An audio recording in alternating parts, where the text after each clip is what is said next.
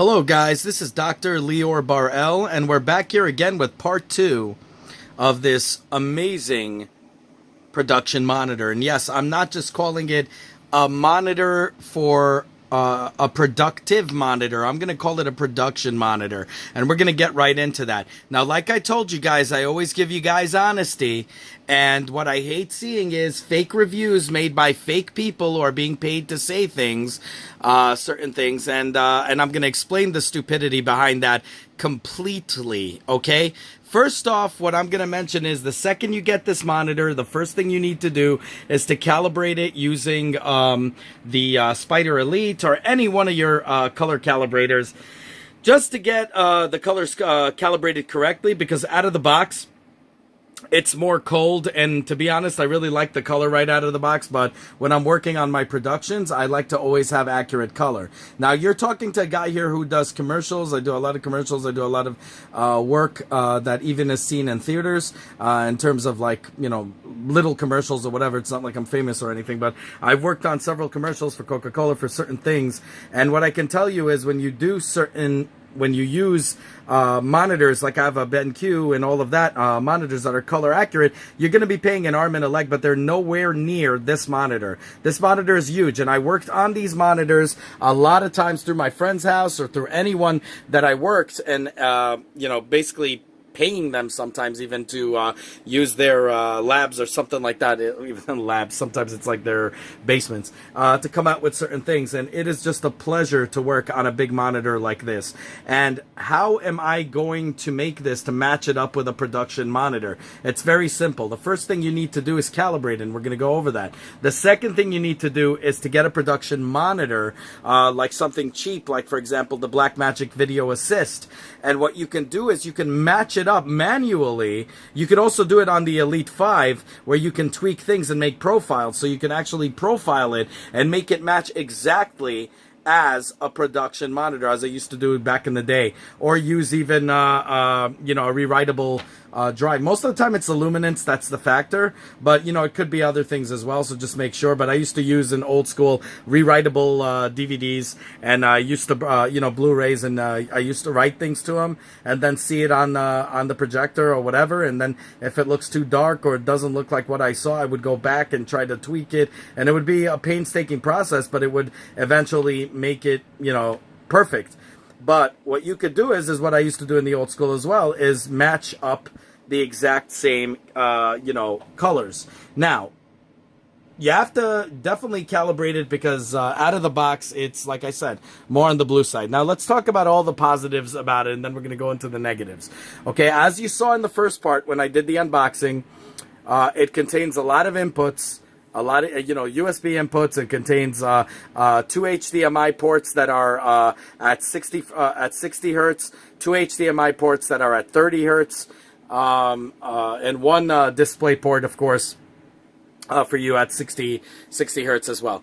Now, I'm going to tell you another positive thing about this monitor is the bezels are pretty much extremely small. I don't know if you could see it, but, like, here we go, from here to here, you'll see like an opening here. This is kind of dark. Let me go right into the, I'll put the, what do you call it on?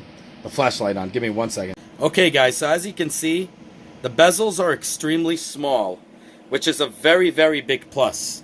Okay, because you could connect it and do anything you want, you know, and so on and so forth. So let's go back into the norm, because I don't want the lights reflecting off the screen. As you saw, the lights, even though I put it right on, it has an anti-glare, so you don't have any issues whatsoever. Now, what is the positive part on this monitor is the fact that it can do picture-in-picture 4-way and a bunch of other things, but also the amount of space, the amount of screen real estate. This is an Iron Man I'm working on Simplify 3D. I'm just going to close out of that right now. But I'm going to show you, when you're doing editing and all of that, how amazing it is to have everything right in front of you so you can see how it is and just have it in large view. Okay, this is a 4K IPS monitor, so the colors are amazing on this thing, and it's just incredible, and especially like when you're using something like DaVinci Resolve. Now, I'm a colorist, but also an editor, and I do a bunch of things. I'm a man of all hats, and now you could see, for example, look at this screen real estate. It's just amazing. I mean, you could literally work on this. I mean, I could do like such quick work right here. Just, very basic work. Crush the blacks, raise the whites, give it a little filmic look. And look at this beauty. I mean, it just looks so amazing when you're looking at it on a big screen monitor. Everything just pops out. Now, like I told you, out of the box, you got to do the color calibration. This is a must. I don't want to sound like a broken record, but it's true. A lot of people are not doing it. The other thing is, if anybody, they told you, these are some of the things people are telling you that are lies, are the fact that they said, oh, well, if you see things very closely, the pixel density is really horrible on this one. Guys, if you notice, all the idiots that were saying that told you they made a close-up like this, into the screen and told you the pixel density sucks. First off, you could still see it close, and my freaking camera's right into the monitor. But first off, who the hell puts their face and French kisses the screen? So automatically, you know what they're saying is bullshit. Another thing that they're saying is that the blacks are not like dark black or whatever. They're not true black. Well, guys, that's because you have to calibrate your monitor. Once you calibrate it, everything is great. Another thing is, once the warranty expires, I don't have to, it doesn't bug me, but I'm going to take out, they only have Phillips screws that are pretty much putting this monitor together. So I'm going to take it apart and remove the anti-glare film. I think it's a little thick for my taste, but it's beautiful. It doesn't look bad. I don't care. I could leave it on. I'm just going to do it just because I want more vibrant colors. And to be honest, it doesn't bother me, glare, because I don't put this in front of a window or anything like that. So I might remove it. I might do a video showing you guys how to remove it. Really a simple process, not too much to cry about and all of these things. But this monitor is 100% awesome in every way, shape, and form. And I'm going to show you now as we go into the other portions, from games to color calibration. What I will say is that there's a lot of nonsense about this thing, but that I tell you guys not to take into your heart, not to take into your head, because a lot of these YouTubers, they get paid to say certain things, and then they link you to buy it off some website, which they get credit for, to buy some other stuff, which is the thing they're pushing. So guys, I urge you guys to go out to the stores, see it on display. If you can't see it on display, take my word for it. I am definitely giving this monitor 8 out of 10, and I'm going to explain that later on why I'm giving it an 8 out of 10. But definitely this monitor has things that other monitors don't have. Even the expensive ones, my BenQ, my Art Series Asus. All of these things have 100%, the BenQ has 100% Rec 709.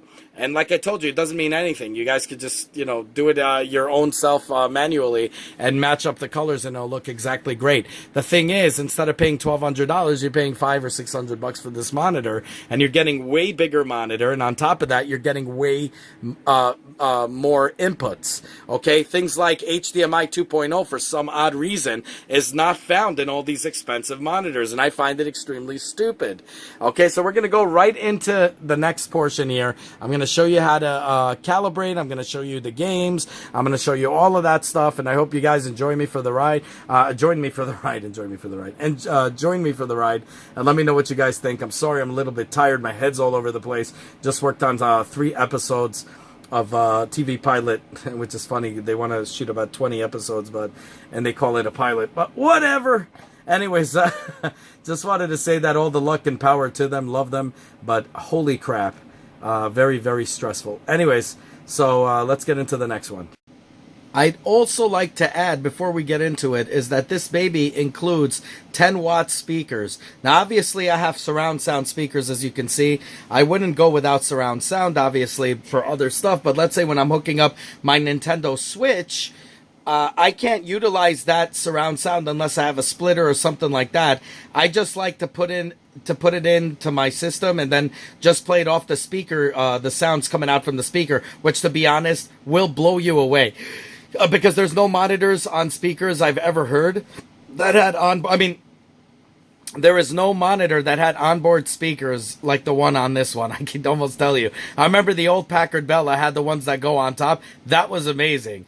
This and they never made those ever again. And I'm telling you, this thing comes extremely close to that. It's extremely loud, and you would be able, and it has good highs and lows, sort of. I mean, for an onboard, on the monitor speaker, it does pretty well. It has a very light bass, but it doesn't matter, just enough to get the job done. It does a great job, actually. That it sounds exactly like a television. So it's pretty much a television speaker, without the speaker sets hooked up to it and stuff.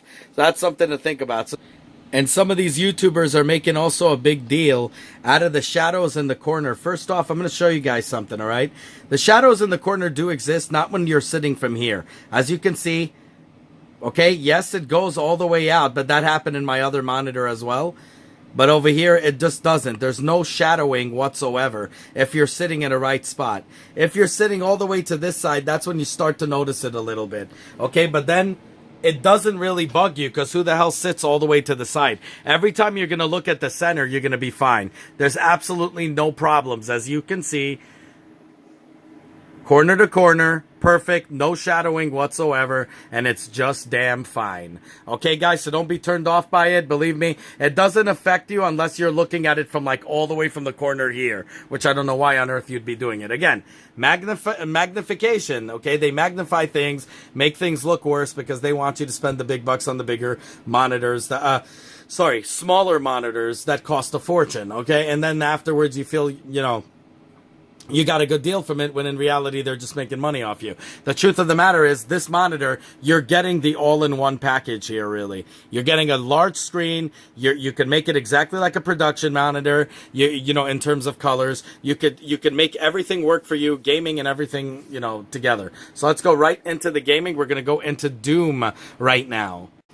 So guys, here you go. Oh my God. I feel like I'm holding this gun. This is how big this is. This is insane, people. Just insane. Look at the colors on this. I mean, this looks incredible. I'm playing it at 4K, 60 frames, no issues, as you can see. And I'm running a GTX 980, just one, and it's operating beautifully on a big screen like this. I mean, really incredible. But as you can see, notice the black bars? I got to fix that. I got to make this work now on this. And I got to actually increase it. I don't know why it operates like that. That's a little weird. Let me just get back to you. Okay, guys, so this is weird, but it turned to 16 by 10 instead of 16 by 9. Weird.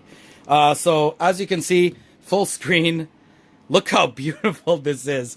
Holy crap. Guys, I can't tell you how this feels. I mean, the gun is basically like a gun that I have. Like, it's like a real size gun in my hand right now. Like a giant...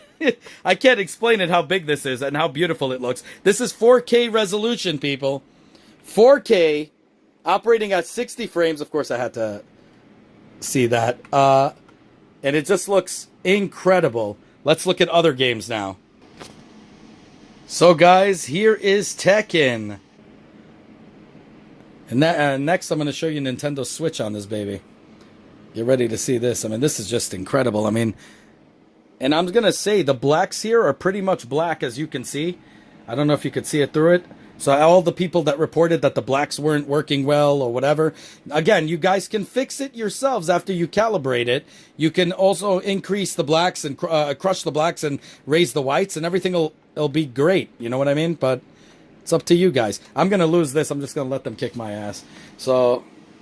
just to see this thing, how this operates. How beautiful this is. This is insane. Wow. I mean, this is just out of this freaking world. That's how good this beautiful thing is. Look at this.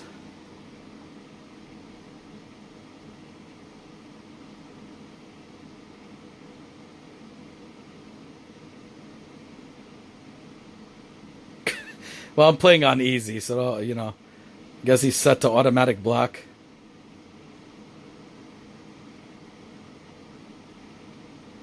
Okay, guys, now I'm going to show you something special. We're starting the Nintendo Switch, okay?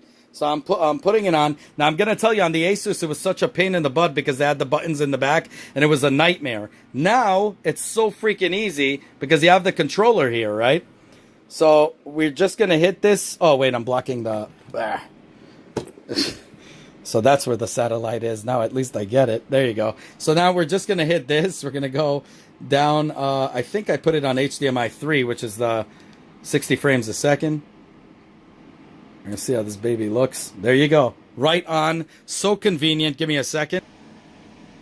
Okay, guys. So here's Breath of the Wild. So you saw how easy that was to pull off. Look how beautiful everything looks. Now I am going to tell you, Nintendo Switch is used for... HD. So on a 4K monitor, this size, it actually, I like playing it better in handheld or on a smaller screen. I got to tell you that. But I mean, it looks, I don't care. I mean, it looks beautiful and I love it. And playing it at 60 frames with no issue on HDMI 2.0, that's insane. Okay, so I really love this. It looks great. I just like it better on, because I'm used to playing this on portable. So oh, hold on. It's so hard to do with one hand. There you go. Let me just blow myself up. See, it looks actually pretty cool. And drown. Oh, no, he didn't. Okay, now let's try that picture on picture. I want to see what the heck that looks like here. So now let me show you the picture in picture. So there you go. That's my computer. That's the Nintendo Switch. When you run them like that, you see this one, the Nintendo Switch doesn't conform to the right one, but let's see how 4x4. I mean, I'm not running 4 things at the same time, but it is cool just to see this thing. So it takes a little brief pause here, and then it goes, see, this looks nice. I don't know, it shows 2 Nintendo Switches at the same time, even though there's just one plugged in. So this is pretty cool. I mean, you could see the monitors here are playing, and you could do like a bunch of things all at the same time. While your friend is playing a video game, you can, you know, I don't know, do stuff. Like watch a video or something. So that's that. Let's just go back to picture in picture. Go to, and we're gonna go to DisplayPort instead, and we're going right back to my computer. And you're gonna see everything's beautiful. Now, if you're looking at videos, I want to show you a video. So I don't know why it keeps doing that. Let me just get rid of that now. So I'm going to just get rid of it. There you go. Don't show it to me again. And now look at this, guys. I mean, this is incredibly clear. There's absolutely no issues whatsoever with this thing. So it's pretty clear. Well, you get to see a bigger... I have already a big head. And now you get to see it even bigger. Where the heck is that? Give me a sec. So as you can see, guys, I am calibrating the monitor right now. So we're going to see how this baby looks. And I'll tell you all the readouts. But again, it doesn't matter what the readout is. Remember that you can, afterwards you have to calibrate it according to your production monitor, and it will come out beautifully, beautifully, beautifully, beautifully.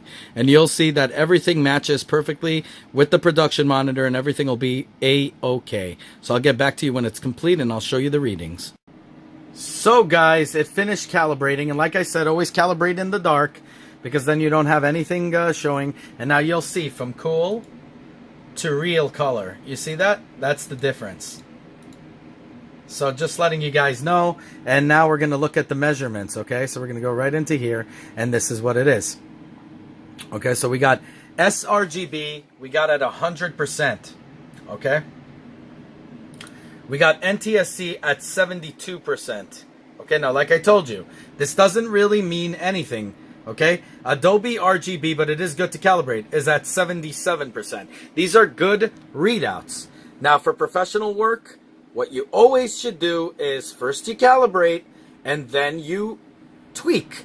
And that's the beauty of the Spider Elite, of the Spider 5 Elite, is the fact that you can tweak and make changes. Now, you could also do changes by the controller. It doesn't make a difference. You could toy around with certain settings and, you know, increase contrast, decrease contrast, whatever you guys want to do, but match it up with your production camera. I mean, with your production monitor that you have on set, or, you know, do what I do, like what I used to do in the old days, which was use Blu-ray and just keep recording and see until you reach that thing. Most of the time it's the luminance. But as you can see, now it is properly reading everything. And now if I go like this and I have my monitor straight, Okay, instead of bent, you see now it's all over the place. But now I have proper color. And now you guys could see, you could always turn it on and off. But I'm going to show you right now. Okay, so you can always turn it on and off. All right, so you could do, wait, it's a mistake here. But let's see, go into here and go into off. And you'll see right now. And you see this is how it looks here. So even though it looks nice, I mean, because everything cold to me looks nice. So on the blue, it looks better. But it's not real color calibration. This is. And you could clearly see that because the reds in the sword, in the lightsaber, and the blues in the lightsaber, it looks exactly like I had it. So this is what's cool, guys. So, I mean, this is really amazing. And but it must be calibrated, and then you have to do your own calibration. But that's what you need to do. You need to make sure that you calibrate everything before you go into that. So that's all I got to say. Let me know what you guys think down below. Have a good one, y'all. Take care. Bye. So, guys, this is Sony Vegas on it, and now you can see, I could also use Premiere and everything. The entire timeline, okay, I mean, is pretty much viewable for me with no issue. Okay, so that's incredible. Oops, this came out blurry because don't pay mind to this. It's because it's a moving image. And now when we go into, let's say, After Effects, now this is filmed obviously in HD, so you can like really make a close-up on it. It'll look really incredible. I don't know. Let's go into effects, color correction, let's say. I like working with DaVinci, obviously, but let's say we do so you crush this a little bit. Oops, a little bit too much. Nah, I screwed up here. There you go, a little bit of color grading there. So everything is really nicely put here. I mean, as you can see, no magnification in anything, and it's just beautiful. Now, I am going to tell you guys, we're going to go into the final talk about this, and we'll get right to it. And I'll tell you everything there is to know about this stuff and who is it for. Be back in a sec.